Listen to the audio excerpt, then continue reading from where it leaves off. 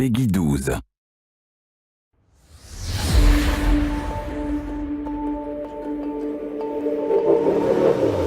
Over 6 years ago, we launched Guild Wars 2. It was the start of an epic journey for us as developers and for you, the fans.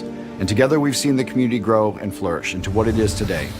Now we want to take a chance to look back at the journey we've been on, as we've been learning and iterating on how to support and grow this game, and celebrate together what it is to be part of Guild Wars 2.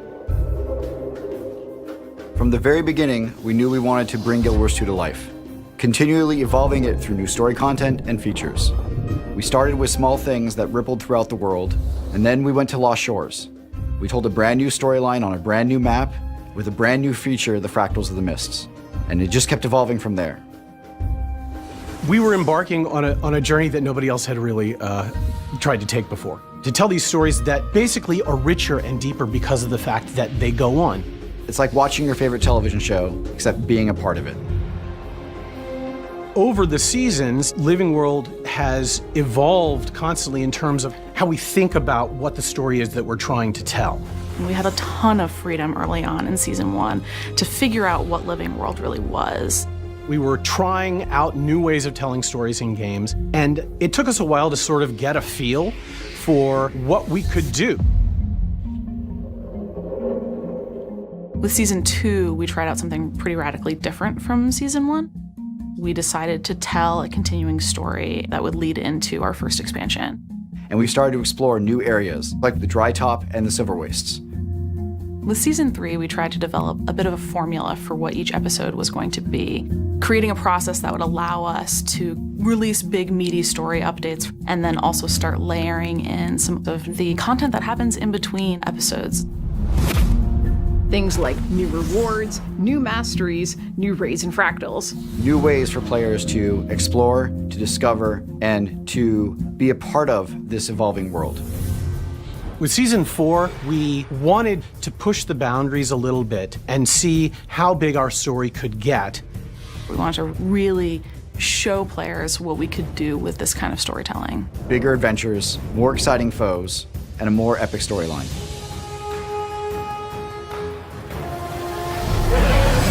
Living World just isn't about content, it's also about features. Living World provides us the opportunity to tell a larger story across multiple episodes in a way that dovetails with other things about the game, features and mounts, to all sort of integrate and support each other. With Living World, we like to provide something for all of our players. So with each release, we make sure to include updates to our story, but we also have a lot of other content types that we add, like raids and fractals, and new legendary weapons, and new festivals, and the current events that come out in between. They're all part of the Living World. Festivals are great because it's smaller, bite-sized content that we can give players something to do during episodes. We have festivals like Winter's Day, the Festival of the Four Winds, and Halloween. They all show the status of the world and show the way that it's moving forward.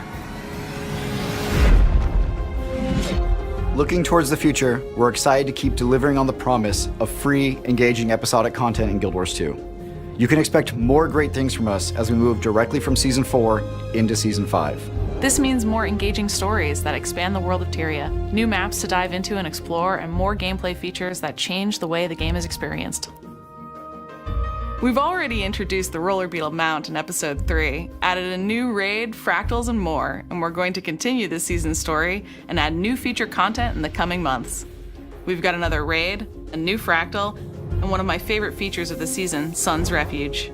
It's a personal character instance in a familiar and historic location that goes all the way back to the original Guild Wars. You'll be able to rebuild the settlement with opportunities to unlock NPCs, collections, and rewards. And all of this without a monthly subscription fee.